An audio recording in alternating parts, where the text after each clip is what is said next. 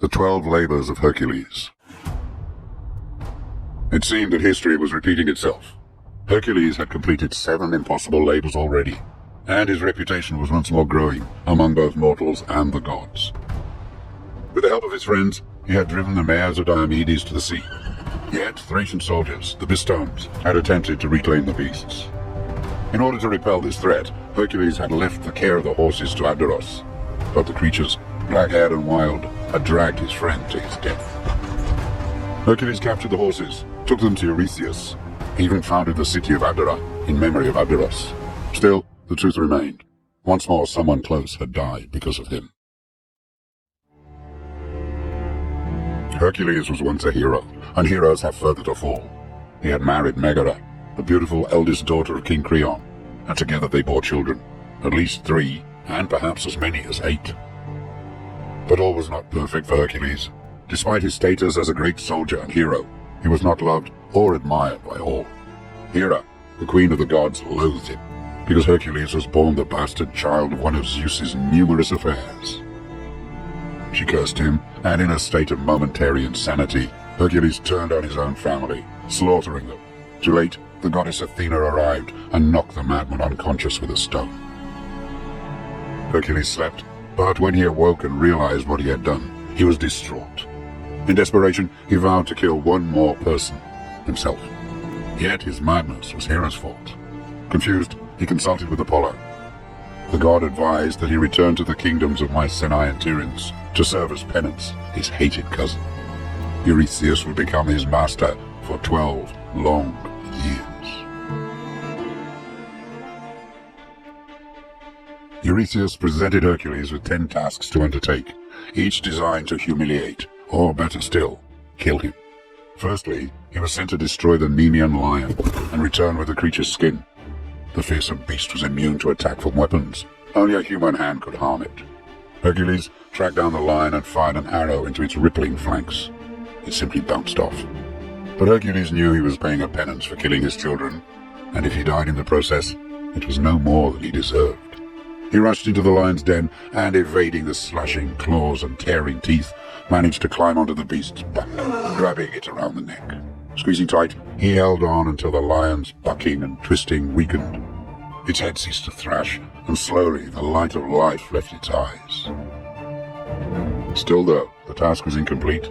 Hercules must return to Eurystheus with the creature's hide, but not even the sharpest sword could pierce that toughened skin. Hercules was a resourceful man. Grasping the lion's enormous paw, he ripped at a claw and tore the sickle from its bloody bed. He sliced it into the creature's back and removed the hardening hide. Shocked that he had completed the task, Eurystheus sent Hercules off once more. "Kill the Nemean Hydra," he instructed. Hercules lured the 9-headed monster from its lair by launching a burning arrow into the writhing beast. As it emerged to destroy its tormentor, Hercules slashed at its heads, but as one fell to the ground, so 2 more sprouted in its place. Hercules was not alone in the task. His nephew Iolaus had accompanied him, and together they triumphed.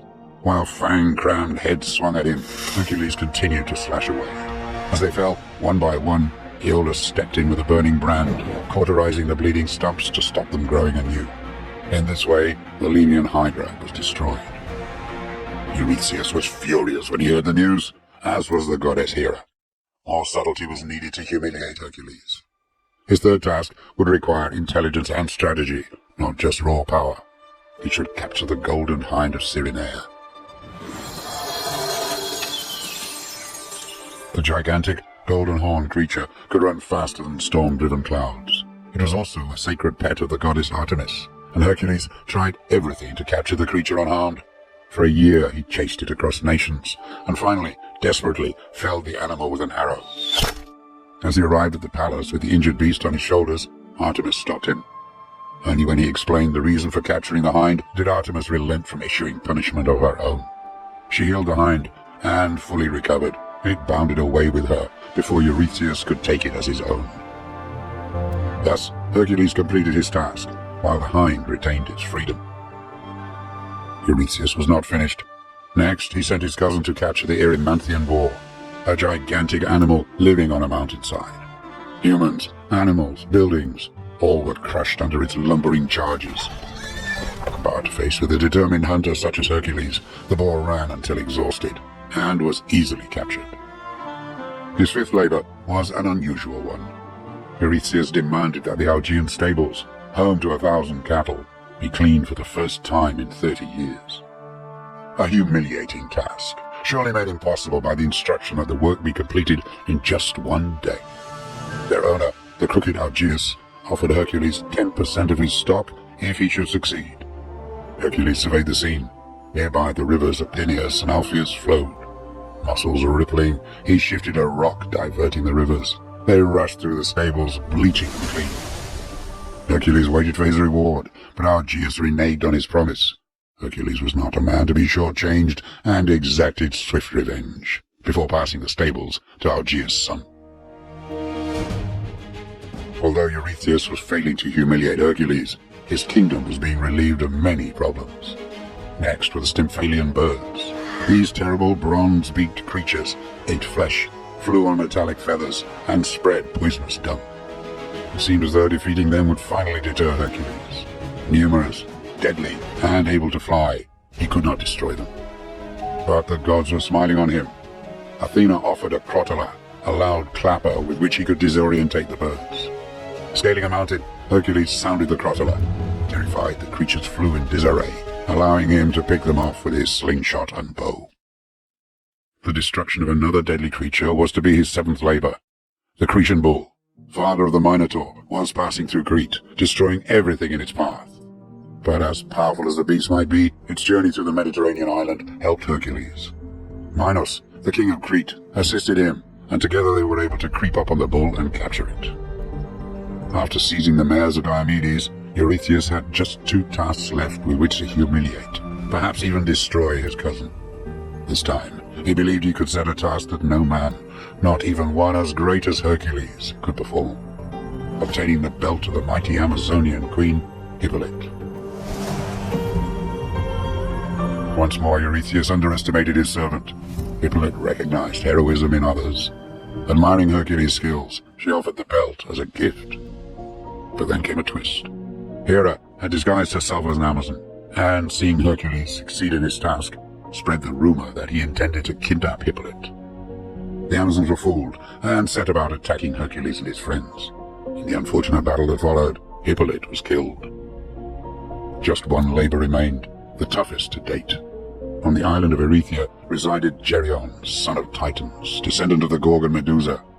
The fearsome beast possessed 3 heads and 6 legs. Hercules' task was to capture Geryon's cattle. He landed on the island and faced immediate attack from Geryon's servant and his slathering 2-headed hound. Hercules had no choice but to kill his assailants, and when news of this reached Geryon, he set about hunting down Hercules himself. But even the creature's massive size was no match for Hercules' arrows. As the monster died, Hercules rounded up his cattle, no small task in itself, and returned to Greece. He had succeeded. He had completed the 10 labors set for him, but still Eurystheus was not satisfied. "You had the help of your nephew to kill the Libyan Hydra," he sneered. "And it was not you who cleaned the Augean stables, but the flow of the rivers." Hercules nodded. The claims were exaggerations of the truth, but his tasks were steps towards his own rehabilitation. The world was becoming a more peaceful place, and the people of the kingdom were starting to see the fruits of his labors. Hercules was on the path to redemption. Humbly, he offered to complete 2 additional challenges, the toughest yet. Eurystheus coveted that which he could not have, including golden apples which grew in the garden of Hesperides. Hercules must travel there and steal them, evading nymphs, the daughters of Atlas, and the 100-headed dragon which guarded the orchard. Hercules had no clue to where the garden lay. Eventually, he found himself at Mount Caucasus and discovered Prometheus, who had given fire to mankind.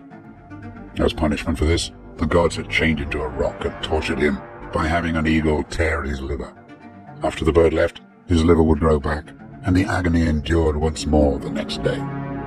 Hercules freed Prometheus, and in return the old man told him how he could get the apples.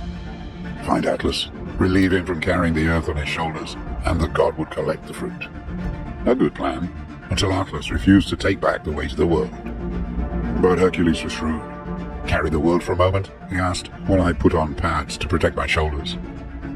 Once Atlas took hold of the burden once more, Hercules collected the apples and delivered them to Eurystheus. The final labor of Hercules was the most dangerous of all. He was charged with capturing Cerberus, guardian of the underworld. Cerberus was the most fearsome creature imaginable. Serpent-tailed, snakes writhing from its spine, its triple-hound head slathering mercilessly. After many months, hardships and battles, Hercules came upon Hades, the god of the underworld, who promised he would give Cerberus to him if he could defeat the beast using just his own hands. And Hades was as good as his word. The fight was fearsome, Hercules enduring deep wounds from the teeth of the hounds, poison from the snakes, and slashes from the serpent tail. But his faith was true, his spirit unbroken, and his search for redemption so strong that Cerberus was defeated, and Hades sent the creature with Hercules to Eurystheus. The labors were completed. Hercules was redeemed. There was more. Zeus, his father, was so proud that he decreed that upon Hercules' death he would become immortal. Hera, too, realized that she had underestimated the man. It was not his fault. He was the result of one of his father's illicit liaisons. She forgave him for being who he was, and presented her daughter, Hebe, to become his wife. Hercules could begin his life once more.